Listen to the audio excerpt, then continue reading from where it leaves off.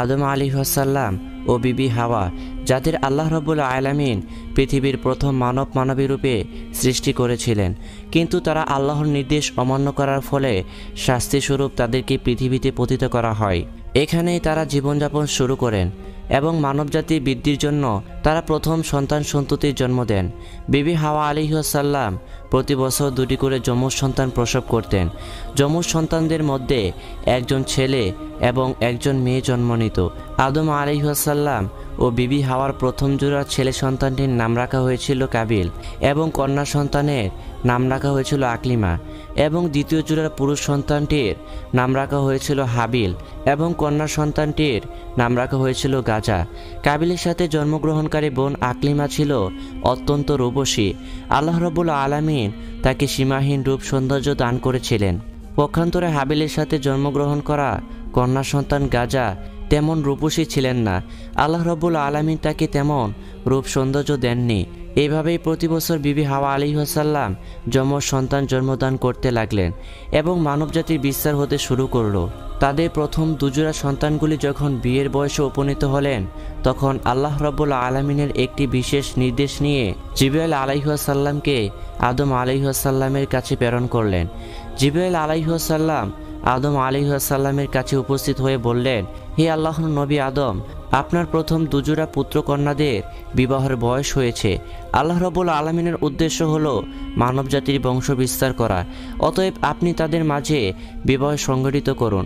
তবে এক্ষেত্রে আল্লাহ রাব্বুল আলামিনের নির্দেশ হলো একজোড়া পুত্র ও কন্যার মধ্যে বিবাহ সংগঠিত হতে পারবে না, বরং একজোড়া পুত্রের সাথে অপর জোড়া কন্যার বিবাহ হবে।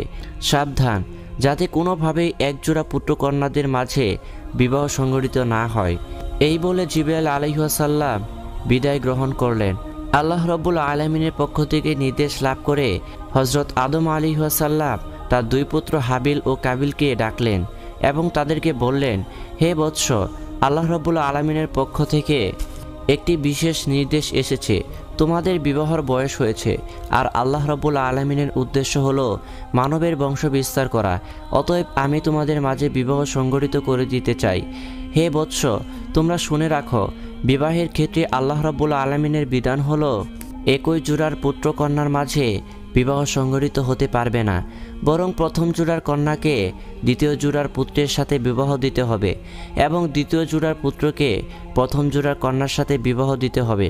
সুতরাং কাবিল বিবাহ করবে গাজাকে এবং হাবিল বিবাহ করবে আকলিমাকে। পিতার এরূপ আদেশ শুনে হাবিল নীরব রইল, কিন্তু কাবিল প্রবল আপত্তি করে বসল এবং সে প্রতিবাদের সুরে বলে উঠল, হে আমার পিতা, আপনি আমাদেরকে যে নির্দেশ দিচ্ছেন তা বড় অন্যায় ও ইনসাফহীন একটি নির্দেশ। আকলিমা আমার সাথে জন্মগ্রহণ করেছে, চুক্তির দাবি এটাই যে তাকে আমার সাথে বিবাহ দেওয়া হবে, আর গাজা হাবিলের সাথে জন্মগ্রহণ করেছে, অতএব তাকে হাবিলের সাথে বিবাহ দেওয়া হোক। আমার বোন আকলিমা অনেক সুন্দর, পক্ষান্তরে গাজা অনেক কুৎসিত। আমি আমার বোন আকলিমাকে ছাড়া অন্য কাউকে বিবাহ করব না, সুতরাং হাবিল তার কুৎসিত বোন গাজাকে বিবাহ করুক, আর আমি আমার সুন্দরী বোন আকলিমাকেই বিবাহ করব। আল্লাহ তাআলা তো আমাদের মায়ের গর্ভেই জোড়ায় জোড়ায় সৃষ্টি করেছেন, অতএব দুনিয়া জমিনে ভূমিষ্ঠ হওয়ার পরে আপনি কেন এই জোড়া ভাঙতে যাচ্ছেন? এটি কঠিন জুলুম, অত্যাচার এবং ন্যায়হীন একটি আদেশ। হে আমার পিতা, আমার মনে হয় আপনি হাবিলকে অধিক ভালোবাসেন, তাই তার সাথে আমার সুন্দরী বোন আকলিমাকে বিবাহ দিতে চাচ্ছেন। তবে আমি আমার পরিষ্কার সিদ্ধান্ত জানিয়ে দিচ্ছি, আমি হাবিলের সাথে আকলিমার বিবাহ কোনোভাবেই মেনে নেব না। যে করেই হোক আমার বোন আকলিমাকে আমি বিবাহ করব। আমি আপনাকে আগেই জানিয়ে দিচ্ছি, আমাদের বিবাহ নিয়ে যদি কোনো দুর্ঘটনার সৃষ্টি হয় তাহলে তার জন্য আপনি দায়ী থাকবেন। কাবিলের কথা শুনে আদম আলাইহিসসালাম বললেন, বৎস, তুমি হয়তো মনে করছো যে এগুলি আমার নিজের বানানো কথা, কিন্তু আমি নিজে থেকে কোনো কিছুই বানিয়ে বলছি না। আমি আল্লাহ রাব্বুল আলামিনের হুকুমগুলি তোমাদেরকে শুনিয়েছি মাত্র। আর তুমিও জেনে রাখো, আল্লাহ রাব্বুল আলামিনের বিধানের সামান্যতম আমি নড়চড় করব না। তার নির্দেশ অনুসারেই তোমাদের বিবাহ সংগঠিত হবে। আমি একবার তার হুকুম অমান্য করে বেহেশত থেকে দুনিয়ায় নিক্ষিপ্ত হয়েছি। আমি আর কোনোদিন তার কোনো নির্দেশ অমান্য করতে পারবো না। পুনরায় যদি আমি আমার প্রতিপালকের হুকুমের অন্যথা করি তাহলে আমার উপর কোন বিপদ আসবে তা আমি জানি না। আমি আমার প্রতিপালকের আযাব ও শাস্তি নিয়ে অত্যন্ত ভীত সন্তুষ্ট। অতএব হে বৎস, অবনত চিত্তে আল্লাহ রব্বুল আলামিনের হুকুমকে মেনে নাও এবং তিনি যেভাবে বিবাহের ফরমান জারি করেছেন সেভাবেই তোমরা বিবাহ করার জন্য প্রস্তুত হয়ে যাও। কিন্তু আদম আলাইহিসসালামের কোনো নসিহতি কাবিল শুনল না। সে তার জিদের উপরেই অটল থাকলো। হজরত আদম আলাইহিসসালাম তাদেরকে বললেন, ঠিক আছে, তোমরা এখন যাও, আমি এই ব্যাপারে আল্লাহ রব্বুল আলামিনের পরবর্তী নির্দেশের অপেক্ষা করব। অতএব আল্লাহ রব্বুল আলামিনের নির্দেশ আমি তোমাদেরকে জানিয়ে দেব। এরপর আদম আলাইহিসসালাম আল্লাহ রব্বুল আলামিনের দরবারে দোয়া করে বললেন, হে মাবুদ, আমার সন্তানদের বিবাহের ব্যাপারে যে ফিতনার সৃষ্টি হয়েছে তা তুমি সব কিছুই দেখছো। আমাকে এই ব্যাপারে তুমি একটি উত্তম ফয়সালা দান করো, যাতে করে প্রত্যক্ষভাবে তারা একটি প্রমাণ পেতে পারে। আদম আলাইহিসসালামের দোয়ার পরিপ্রেক্ষিতে আল্লাহ রব্বুল আলামিনের নির্দেশ নিয়ে হজরত জিবরাইল আলাইহিসসালাম তার কাছে আগমন করলেন এবং তিনি বললেন, হে আদম, আপনি আপনার পুত্রদেরকে কুরবানি করার নির্দেশ দেন। তারা তাদের কুরবানি নিয়ে পাহাড়ে রেখে আসবে। অতঃপর যার কুরবানি কবুল করা হবে সেই আকলিমাকে বিবাহ করবে। আল্লাহ রাব্বুল আলামিনের পক্ষ থেকে নির্দেশপ্রাপ্ত হয়ে আদম আলাইহিসসালাম পুনরায় হাবিল ও কাবিলকে ডাকলেন এবং তিনি তাদেরকে বললেন, হে বৎস, আল্লাহ রাব্বুল আলামিনের নির্দেশ হলো তোমরা দুজনেই কুরবানি করবে এবং তোমাদের কুরবানির বস্তু পাহাড়ের উপর রেখে আসবে। যার কুরবানি আল্লাহ রাব্বুল আলামিন কবুল করবেন সেই আকলিমাকে বিবাহ করতে পারবে। অতএব যাও, তোমরা তোমাদের কুরবানি পাহাড়ের উপরে রেখে আসো। আদম আলাইহিসসালামের যুগে কুরবানির নিয়ম ছিল কুরবানি করে সেই কুরবানির বস্তুকে পাহাড়ের উপরে রেখে আসা হতো। আল্লাহ রাব্বুল আলামিন যার কুরবানি কবুল করতেন তার কুরবানি আগুনে জ্বালিয়ে দিত। আর এটাই ছিল আল্লাহ রাব্বুল আলামিনের কাছে কুরবানির কবুল হওয়ার নিদর্শন। পিতার নির্দেশ পেয়ে হাবিল ও কাবিল তাদের নিজ নিজ মাল থেকে কুরবানির বস্তু সংগ্রহের জন্য চলে গেল। কাবিল ছিল কৃষক, কৃষিকাজ করেই শস্য উৎপাদন করত। সুতরাং সে তার কৃষিপণ্যের মাধ্যমে কুরবানির সামগ্রী সংগ্রহের জন্য মনস্থির করল। পক্ষান্তরে হাবিল ছিল একজন মেষপালক। সে মেষ চালিয়ে জীবিকা নির্বাহ করত। তাই সে তার মেষগুলি থেকে আল্লাহ রাব্বুল আলামিনের রাস্তায় একটিকে কুরবানির জন্য মনস্থির করল এবং সে তার সবচাইতে উত্তম ও মোটাতাজা মেষকেই আল্লাহ রাব্বুল আলামিনের রাস্তায় কুরবানি করার জন্য প্রস্তুত করল। অতঃপর হাবিল ও কাবিল দুজনেই তাদের কুরবানি পাহাড়ের উপরে রেখে আসলো। এর কিছুক্ষণ পরেই আল্লাহ রাব্বুল আলামিনের পক্ষ থেকে এক খণ্ড আগুন এসে হাবিলের কুরবানিকে জ্বালিয়ে দিল। এই দৃশ্য দেখে হাবিল অত্যন্ত খুশি ও আনন্দিত হয়ে আল্লাহ রাব্বুল আলামিনের দরবারে শুকরিয়া আদায় করল। পক্ষান্তরে কাবিল লজ্জায় অনুতাপে ক্রুদ্ধ হিংস্র মূর্তি ধারণ করল। সে আদম আলাইহিসসালামকে বলল, পিতা, আপনি হাবিলকে অনেক ভালোবাসেন, তাই তার জন্য আপনি আল্লাহর কাছে দোয়া করেছেন, সেজন্যই তার কুরবানি কবুল হয়েছে। কিন্তু আমাকে আপনি ভালোবাসেন না এবং আমার জন্য দোয়াও করেননি, তাই আমার কুরবানি কবুল হয়নি। তারপর হাবিলকে লক্ষ্য করে বলল, অবশ্যই আমি তোমাকে হত্যা করব। হাবিল প্রত্যুত্তরে বলল, হে ভ্রাতা, তুমি যদি আমাকে হত্যা করার জন্য তোমার হাত সম্প্রসারিত করো, তাতেও আমি তোমাকে হত্যা করার জন্য আমার হাত সম্প্রসারিত করব না। আমি চাই তুমি আমার পাপ এবং তোমার পাপ বহন করো। আর শুনে রাখো, কেবলমাত্র মুত্তাকিদের পক্ষ থেকেই আল্লাহ রাব্বুল আলামিন কুরবানি কবুল করে থাকেন। আদম আলাইহিসসালাম কাবিলকে বললেন, বৎস, তুমি তো নিজের চোখে প্রত্যক্ষ করলে যে আল্লাহ রাব্বুল আলামিনের মর্জি ও ইচ্ছা কোনটি। আল্লাহ রাব্বুল আলামিনের মর্জি ও ইচ্ছার প্রতি সন্তুষ্ট থেকে তুমি হাবিলের সাথে সদ্ভাব বজায় রাখো। আল্লাহ রাব্বুল আলামিনের ফরমান অনুযায়ী বিবাহ করতে রাজি হয়ে যাও। এতে আল্লাহ রাব্বুল আলামিনও অত্যন্ত খুশি হবেন এবং দুনিয়া ও আখিরাত উভয় জাহানেও তোমার ভালো হবে। কিন্তু কাবিল পিতার কোনো কথার দিকে কর্ণপাত করল না। সে নিজের অপমানের জ্বালায় হাবিলের প্রতি আরও শত্রুভাবাপন্ন হয়ে উঠল এবং প্রতিজ্ঞা করল যেভাবে হোক হাবিলকে সে হত্যা করবে। এরপর থেকে সে হাবিলকে হত্যা করার জন্য সুযোগ খুঁজতে লাগলো। কিন্তু আদম আলাইহিসসালাম বিদ্যমান থাকার কারণে সে কোনোভাবেই সুযোগ পাচ্ছিল না। এর কিছুদিন পর আল্লাহ রাব্বুল আলামিনের পক্ষ থেকে আদম আলাইহিসসালামের কাছে নির্দেশ আসলো, হে আদম, তুমি আমার ঘর বায়তুল্লাহ জিয়ারত করার জন্য মক্কার উদ্দেশ্যে গমন করো। আদম আলাইহিসসালাম আল্লাহ রাব্বুল আলামিনের পক্ষ থেকে এই নির্দেশ লাভ করার পরে আকাশের দিকে লক্ষ্য করে তিনি বললেন, আকাশ, তুমি কি আমার সন্তান সন্ততিদেরকে রক্ষা করার দায়িত্ব গ্রহণ করবে? প্রতি উত্তরে আকাশ বলল, হে আদম, আমি তোমার সন্তানদেরকে রক্ষার দায়িত্ব গ্রহণ করতে পারবো না। এরপর আদম আলাইহিসসালাম পাহাড়কে লক্ষ্য করে বললেন, হে পাহাড়, তুমি কি আমার সন্তানদেরকে রক্ষা করার দায়িত্ব গ্রহণ করতে পারবে? পাহাড় জবাব দিল, হে আদম, আমি তোমার সন্তানদেরকে রক্ষার দায়িত্ব গ্রহণ করতে পারবো না। অতঃপর আদম আলাইহিসসালাম জমিনকে লক্ষ্য করে বললেন, হে জমিন, তুমি কি আমার সন্তানদেরকে রক্ষার দায়িত্ব গ্রহণ করতে পারবে? জমিনও আদম আলাইহিসসালামকে একই উত্তর দিল। তখন আদম আলাইহিসসালাম হাবিলকে বললেন, হে হাবিল, তুমি কি আমার সন্তানদেরকে রক্ষার দায়িত্ব গ্রহণ করতে পারবে? হাবিল বলল, হে আমার পিতা, আল্লাহ রাব্বুল আলামিন যদি আমার উপর অনুগ্রহ করেন তাহলে অবশ্যই এই দায়িত্ব গ্রহণ করতে রাজি আছি। এরপরে আদম আলাইহিসসালাম ও বিবি হাওয়ার সন্তানদেরকে রক্ষণাবেক্ষণের দায়িত্ব হাবিলের কাছে দিয়ে মক্কার উদ্দেশ্যে রওনা হয়ে গেলেন। আদম আলাইহিসসালাম মক্কায় চলে যাওয়ার পরে কাবিল তার উদ্দেশ্য পূরণ করার একটি বিশেষ সুযোগ পেয়ে গেল। পিতার শাস্তির ভয়ে এতদিনে সে তার উদ্দেশ্য হাসিল করতে পারছিল না, কিন্তু যখন পিতা তাদের থেকে দূরে চলে গেল তখন আর কোনো ভয় ও বাধা কোনোটাই রইল না। একদিন হাবিল তার বকরিগুলো চড়াতে মাঠে গেলেন এবং একসময় ক্লান্ত হয়ে একটি গাছের ছায়ায় ঘুমিয়ে পড়লেন। কাবিল যখন দেখল হাবিল নির্জন এক গাছের ছায়ায় একাই ঘুমিয়ে রয়েছে, তখন সে ভাবল হাবিলকে হত্যা করার এটাই উপযুক্ত সময়। কিন্তু সে বুঝে উঠতে পারছিল না যে কোন উপায়ে হাবিলকে হত্যা করবে। অনেক চিন্তা করেও সে কোনো উপায় বের করতে পারল না। যেহেতু ইতিপূর্বে কেউ কোনো মানুষকে হত্যা করেনি, তাই এই পদ্ধতি কাবিলের জানা ছিল না। ঠিক এই সময়ে ইবলিস শয়তান এসে দেখল হত্যা করা নিয়ে হাবিল দ্বিধাদ্বন্দ্বে ভুগছে।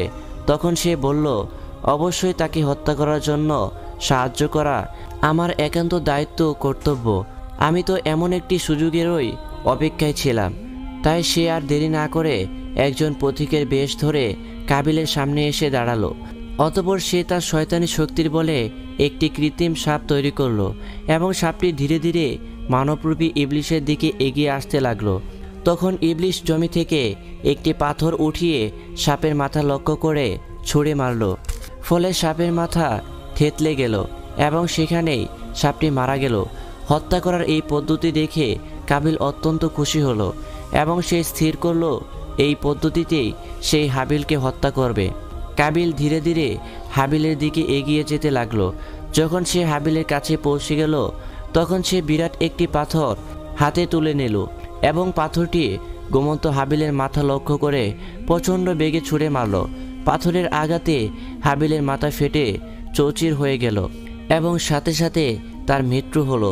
হাবিলকে হত্যা করার পর কাবিল নতুন একটি সমস্যায় পড়ল, আর সেই সমস্যাটা হচ্ছে হাবিলের মৃতদেহ কিভাবে গোপন করে সে নিজের আত্মরক্ষা করবে। তার মনে এই চিন্তা দেখা দিল যে যদি হাবিলের লাশ এভাবে এখানে পড়ে থাকে তাহলে তার মৃত্যুর কথা নিশ্চয়ই পিতা শুনবেন এবং আমি যে তার হত্যাকারী এটা অবশ্যই তিনি বুঝতে পারবেন। সুতরাং হাবিলের মৃত্যু কিছুতেই যাতে পিতার কানে না পৌঁছায় এবং তার লাশেরও যাতে তিনি কোনো সন্ধান না পান, এই জন্য তার লাশকে গোপন করে রাখতে হবে।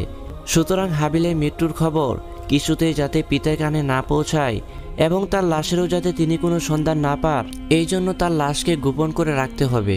কিন্তু কাবিল বুঝতে পারছিল না যে কিভাবে তার ভাই হাবিলকে দাফন করবে, যেহেতু ইতিপূর্বে এই কাজ পৃথিবীর কোনো মানুষই করেনি। তাই কাবিল তার ভাই হাবিলের মৃত লাশ কাঁধে নিয়ে এদিক সেদিক ঘোরাঘুরি করতে লাগলো, আর সে ভাবতে লাগলো কিভাবে এই লাশটিকে গোপন করা যায়। এভাবে লাশ নিয়ে হাবিল কতদিন ঘুরেছিল তার কোনো সঠিক ধারণা পাওয়া যায়নি।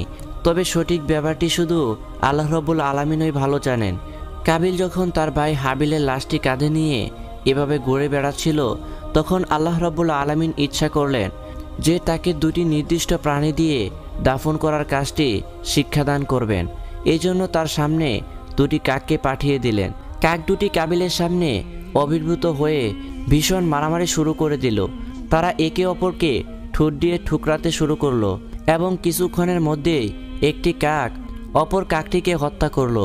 এরপর জীবিত কাকটি তার ঠোঁট দিয়ে একটি গর্ত খনন করে মৃত কাকটিকে সেই গর্তের মধ্যে রেখে তার উপর মাটি চাপা দিয়ে উড়ে গেল। কাকের কাছ থেকে দাফনের এই পদ্ধতি শিক্ষা লাভ করার পরে কাবিল মনে মনে ভীষণ লজ্জিত হলো এবং সে নিজেকে এই বলে ধিক্কার দিতে লাগলো যে আমি এই সামান্য কাকের মতো বুদ্ধিমান নয়। একটি কাক দাফনের যে পদ্ধতি জানে আমি সেই পদ্ধতিও জানি না। আমি ওই কাকটির মতো হতে পারলাম না, কত অধম আমি। এরপর কাবিল তার ভাই হাবিলকে দাফন করার জন্য একটি কবর খনন করলো এবং সেই কবরে হাবিলের লাশটি রেখে তার উপর মাটি চাপা দিল। হাবিলকে দাফন করার পরে সে একেবারে নিশ্চিত হয়ে গেল এবং মনে মনে ভাবতে লাগলো যেভাবেই হোক এই বিপদ থেকে নিষ্কৃতি লাভ করলাম, এখন আর আকলিমাকে বিবাহ করতে আমার কোনো বাধা নেই। এসব ভাবতে ভাবতে বাড়ি যাওয়ার উদ্দেশ্যে পথ চলছিল। এমন সময় আল্লাহ রাব্বুল আলামিন জমিনকে নির্দেশ দিলেন, হে জমিন, তুমি কাবিলের দেহ হাঁটু পর্যন্ত গ্রাস করে ফেলো, সে যেন নড়াচড়া করতে না পারে। সে তার নিজের ভাইকে হত্যা করে মহাপাপীতে পরিণত হয়েছে। জমিন সাথে সাথে আল্লাহ রাব্বুল আলামিনের নির্দেশ পালন করলো এবং কাবিলকে হাঁটু পর্যন্ত গ্রাস করে ফেলল। হতভাগা কাবিল আর তার পা টেনে জমি থেকে তুলতে পারল না। সে বুঝতে পারল এই শাস্তি আল্লাহ রাব্বুল আলামিনের পক্ষ থেকে এসেছে। এই কথা বুঝতে পেরে সে আল্লাহ রাব্বুল আলামিনের দরবারে কাকুতি মিনতি করে বলতে লাগলো, হে মাবুদ, ইবলিস তো তোমার আদেশ অমান্য করে তোমার দরবার থেকে বিতাড়িত হয়েছিল মাত্র, কিন্তু জমিন থেকে এভাবে তাকে গ্রাস করা হয়নি। আমার অপরাধ কি ইবলিসের অপরাধের চেয়েও বড় যে জমিন আমাকে এভাবে গ্রাস করে নিল? আল্লাহর পক্ষ থেকে তাকে জবাব দেওয়া হলো, সে যত বড় অপরাধী করুক না কেন সে নিজের হাতে নিজের ভাইকে হত্যা করেনি। কাবিল আবার বলল, হে মাবুদ, আমার পিতা বেহেশত অবস্থানকালে তোমার হুকুম অমান্য করে বড় গুনাহ করেছিল, তাকে তুমি শাস্তি দিয়েছ বটে, কিন্তু তাকেও তো জমিন থেকে এভাবে গ্রাস করে দাওনি। আল্লাহর তরফ থেকে জবাব আসলো, হে নিষ্ঠুর কাবিল, তোমার পিতা আমার আদেশ অমান্য করে অন্যায় করেছিল নিজের প্রতি, কিন্তু তুমি এমন অপরাধ করছো যার দ্বারা অন্যের হক নষ্ট হয়েছে। তুমি অন্যের প্রতি অবিচার করেছ, সুতরাং তোমার অপরাধ সর্বাপেক্ষা গুরুতর। এরপর আল্লাহ রাব্বুল আলামিন জমিনকে নির্দেশ দিলেন, হে জমিন, তুমি কাবিলের দেহকে তার বুক পর্যন্ত গ্রাস করে ফেলো। সাথে সাথে জমিন আল্লাহ রাব্বুল আলামিনের হুকুম পালন করলো এবং কাবিলের দেহকে বুক পর্যন্ত গ্রাস করে ফেলল। তখন কাবিল দিশারা হয়ে বেকুলভাবে আল্লাহর দরবারে মিনতি জানাতে লাগলেন, আমি না বুঝেই ইবলিসের প্ররোচনায় পড়ে আমার ভাই হাবিলকে হত্যা করেছি এবং আমি মহা অন্যায় করেছি। সত্যি এর চেয়ে বড় অন্যায় আর কিছুই নেই। কিন্তু হে আল্লাহ, তোমার দয়া অপরিসীম, তুমি সব কিছু ক্ষমা করে দিতে পারো। এবার আল্লাহ রাব্বুল আলামিন জমিনকে বললেন, হে জমিন, তুমি কাবিলকে ছেড়ে দাও। জমিন কাবিলকে ছেড়ে দিল। জমিনের কবল থেকে মুক্তি লাভ করার পর কাবিল ভাবতে লাগলো, যেভাবে হোক এই বিপদ থেকে আমি পুরোপুরি রক্ষা পেয়ে গেলাম, এখন আমি কোনো বাধা ছাড়াই আকলিমাকে বিয়ে করতে পারবো। এই কথা চিন্তা করার সাথে সাথে আল্লাহ রাব্বুল আলামিনের একজন আযাবের ফেরেশতা এসে তাকে পাকড়াও করলো এবং তাকে একটি পাহাড়ে বন্দি করে তার মাথায় একটি পাথর দ্বারা আঘাত করলো। আর সাথে সাথে কাবিলের মৃত্যু হয়ে গেল এবং আল্লাহ রাব্বুল আলামিন পুনরায় তাকে জীবিত করে দিলেন। পুনরায় সেই ফেরেশতা তার মাথায় পাথর দ্বারা আঘাত করলো এবং পুনরায় সে মৃত্যুবরণ করলো। বলা হয়ে থাকে কিয়ামত পর্যন্ত এই ফেরেশতা কাবিলকে এইভাবে শাস্তি দিতে থাকবে। সহিহ মুসলিম শরীফে রাসূল সাল্লাল্লাহু আলাইহি ওয়াসাল্লাম বলেছেন, কিয়ামত পর্যন্ত যত অন্যায় হত্যাকাণ্ড ঘটবে সেই পাপের একটি অংশ কাবিলের আমলনামায় লেখা হতে থাকবে, কারণ সেই প্রথম ব্যক্তি যে হত্যার মতো ভয়ঙ্কর পাপ কাজকে পৃথিবীর জমিনে চালু করেছিল।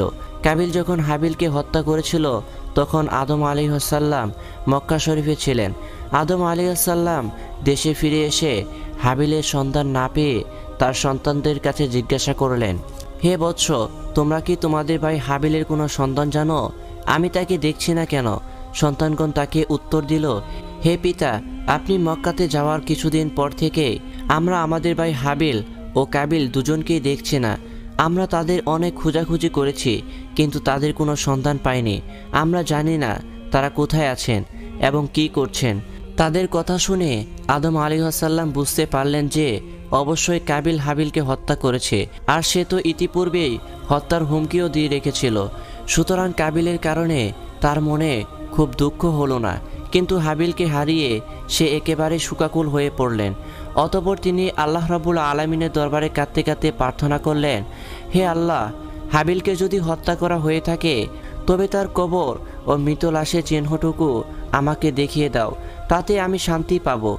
আদম আলাইহিসসালামের দোয়ার পরিপ্রেক্ষিতে আল্লাহ রাব্বুল আলামিন তাকে জানিয়ে দিলেন, আদম, তোমার কুপুত্র কাবিল তোমার সন্তান হাবিলকে হত্যা করেছে, এজন্য কিয়ামত পর্যন্ত তাকে এই পাপের শাস্তি ভোগ করতে হবে। এই পৃথিবীতে তোমার যত সন্তানই অন্যায়ভাবে হত্যাকাণ্ড সংঘটিত করবে, সেই হত্যাকাণ্ডের পাপের একটি অংশ তোমার কুপুত্র কাবিলের আমলনামায় লিপিবদ্ধ করা হবে। অতঃপর আল্লাহ রাব্বুল আলামিন তাকে হাবিলের মৃত্যু জায়গা ও তার কবর সম্পর্কে জানিয়ে দিলেন। আল্লাহ রাব্বুল আলামিনের পক্ষ থেকে এই সংবাদটি জানার পরে আদম আলাইহিসসালাম সেই স্থানে গেলেন এবং তিনি কবর থেকে হাবিলের লাশ উঠিয়ে দেখলেন তার মাথা চূর্ণ বিচূর্ণ করে দেওয়া হয়েছে এবং তার সারা শরীর এখনও রক্তে রঞ্চিত হয়ে আছে। তখন আদম আলাইহিসসালাম হাবিলের লাশটিকে বাড়িতে নিয়ে আসলেন। পুত্রের এই অবস্থা দেখে বিবি হাওয়া আলাইহিসসালাম কাঁদতে কাঁদতে অস্থির হয়ে গেলেন। অতঃপর তারা সিদ্ধান্ত নিলেন হাবিলের লাশটিকে একটি সিন্দুকে করে তারা তাদের কাছে রেখে দেবেন। তাদের এই চিন্তা করার পর জিবরাইল আলাইহিসসালাম আল্লাহ রাব্বুল আলামিনের হুকুম নিয়ে তাদের কাছে এসে বললেন, হে আদম ও বিবি হাওয়া, আপনারা যে সিদ্ধান্ত নিয়েছেন এটি আল্লাহ রাব্বুল আলামিনের সিদ্ধান্ত নয়। কোনো মৃত মানুষকে আপনারা আপনাদের কাছে রেখে দিতে পারবেন না, বরং আল্লাহ রাব্বুল আলামিনের হুকুম হলো তাকে আপনারা উত্তম রূপে গোসল করিয়ে জমিনে পুনরায় দাফন করে দিন।